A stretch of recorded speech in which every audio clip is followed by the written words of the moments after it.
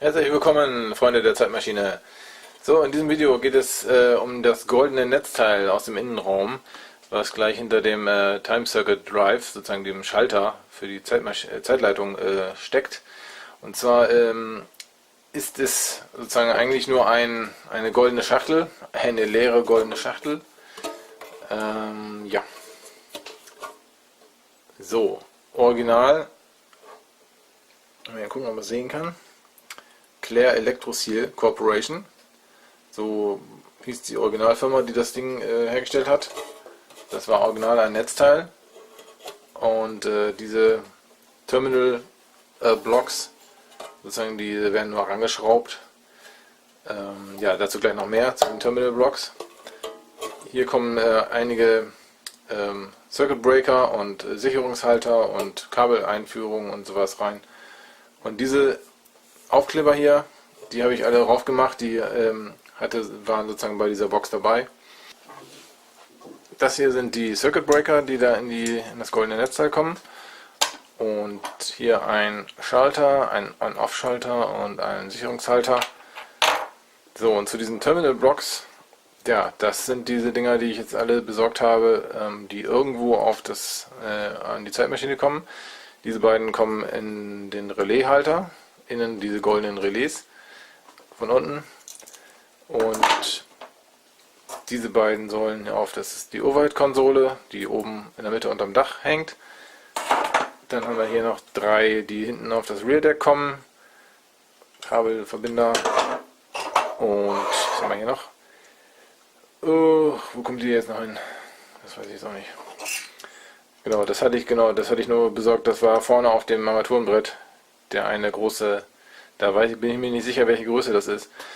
Ihr seht das ja sowieso, das ist ein bisschen schwierig, weil die alle unterschiedlich vom Format sind. Wir haben hier zum Beispiel diese doppelreihigen. Gibt es hier dieses große, ganz riesige Teil. Dann gibt es die mittlere Variante und die schmale, kleine Variante. Also man kann das immer nicht sehen. Also auf den Bildern im Internet ist das immer schwierig zu erkennen, was man jetzt genau braucht. Und die amerikanischen Maße, ja, die sind auch immer nicht so einfach zu verstehen. Man kann zwar alles umrechnen, aber es kommt dann meistens doch nicht ganz so hin, wie man das möchte. Jetzt habe ich hier auch diese Anschraub- oder für Kabelschuhe, diese Dinger besorgt, die auf die Kontakte dann draufkommen oder die Schrauben durchkommen und dann später die Kabelschuhe draufgesteckt werden. Dieser passt jetzt zum Beispiel hier auf diesen, aber eigentlich war das gedacht, dass dieses Teil auf der schmalen Leiste hier sitzt und das ist wiederum zu breit. Ja, muss ich also schon wieder abschleifen und nacharbeiten. Es ist häufig so, das passt immer nie alles original, wie man das bestellt, und man muss mal viel nacharbeiten, das dauert Stunden um Stunden, bis man dann soweit ist, aber gut. Ja, das nochmal ein kleiner Einblick zu diesen Terminal Blocks, dass es da so viele verschiedene Größen von gibt und eben verschiedene Längen auch, natürlich von kurz bis lang. Das sind jetzt hier diese beiden, die hinten dran geschraubt werden. Habe ich jetzt auch nicht ganz korrekt die Größe erwischt. Und zwar eigentlich habe ich jetzt festgestellt, auf einem Referenzbild, was ich auch gleich im Video noch hinten dran hänge, da sind diese Größe müsste eigentlich hier auf der Höhe hin und eben 9-polig sozusagen. Jetzt habe ich hier 10. Dadurch, dass diese Anschraubschrauben hier oben auch noch dazu kommen, sieht das jetzt viel zu lang aus eigentlich. Und eigentlich müssten es 9 plus diese, Anschraubdinger sein. Und die Breite sollte eigentlich 8 breit sein und die Anschraubschrauben.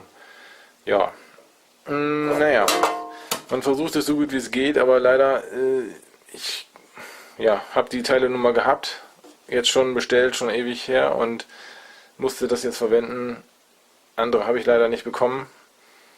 Ist ein bisschen schade, dass es nicht ganz so schön ist, wie man sich das eigentlich wünscht, aber man muss halt Abstriche machen, ne? Man kann nicht immer alles perfekt machen.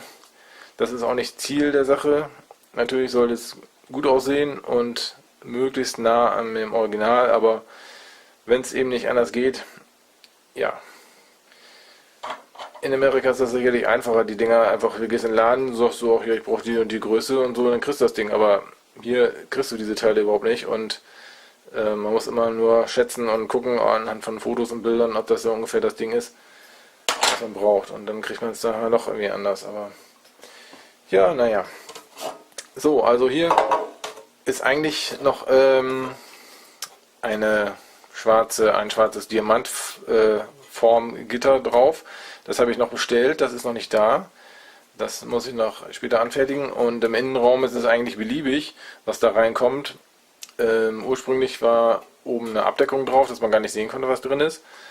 Und ich möchte aber sozusagen auch ein bisschen Innenleben reinbauen, dass es nach Netzteil aussieht. Habe schon was vorbereitet, was ich gleich reinstecken werde, wenn sozusagen diese anderen Komponenten auch hier reingeschraubt sind. Und das werdet ihr gleich sehen, wenn es dann soweit zusammengebaut ist. Bis gleich. So, das goldene Netzteil ist jetzt fast fertig. Es fehlt jetzt noch halt die Abdeckung oben drauf und ein paar Kleinigteile, wie sozusagen diese Kabeldurchführung. Auf der Seite muss noch ein Loch gebohrt werden. Hier kommen noch Kabel durch und hier kommt noch eine Kabeldurchführung hin. Und die anderen Löcher, diese hier, die bleiben alle frei. Das war irgendwie beim Original auch so. Ja, so, Circuit Breaker sind drin, Schalter und Sicherung. Und das habe ich jetzt sozusagen als Innenleben einfach aus diversen Teilen da reingebaut. Das sind Spielautomaten, Netzteil, ein Dioden-Split-Travo aus dem Fernseher und zwei einfach Plastikdeckel, die sozusagen als Elkos dienen sollen und einmal eine Fernsehplatine noch aus dem alten Grundig-Fernseher. Ja, sieht ein bisschen nach Netzteil aus und kommt dem ungefähr nahe, so wie es im Original auch war. Da waren auch viele dicke Elkos drin und ein fetter Travo. Hier seht ihr ein paar von den Referenzbildern, die ich zu dem goldenen Netzteil gesammelt habe. Der Jay Ohrberg hatte mal eine der Zeitmaschinen bei sich und hat daher viele Detailbilder gemacht. Man beachte bitte die roten Label-Aufkleber Caution High Voltage an der Seite des Netzteils. Auf manchen sind sie vorhanden und auf manchen nicht. Das ist irgendwie der Unterschied zwischen dem A- und B-Car. Hier ist das Innenleben vom echten Netzteil zu sehen. Auf diesem sieht man das Alugitter, aber man kann nicht durchsehen.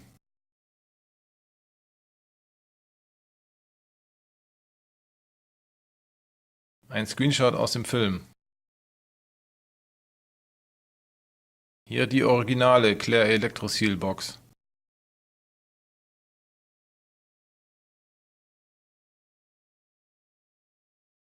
Auf die echte Innenverkabelung habe ich verzichtet. Dies hier ist mein erster Entwurf mit den falschen Terminal-Blocks.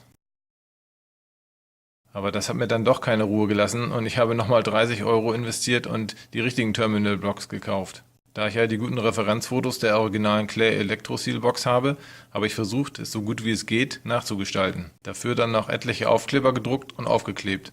Das Alugitter noch montiert und fertig ist das goldene Netzteil. Ich bin ganz zufrieden mit dem Ergebnis.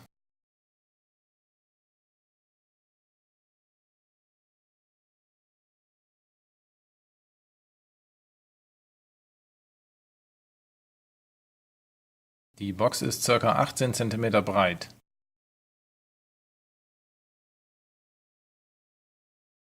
13,5 cm hoch.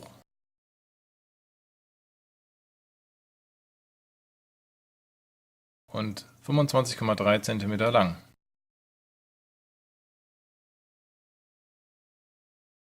Hier Bilder aus der restaurierten A-Car-Zeitmaschine aus dem Museum. Da ist der linke Terminalblock allerdings grau. Ich weiß nicht, ob das schon immer so war, weil man bei den Innenaufnahmen ja immer nur B- oder C-Car gesehen hat.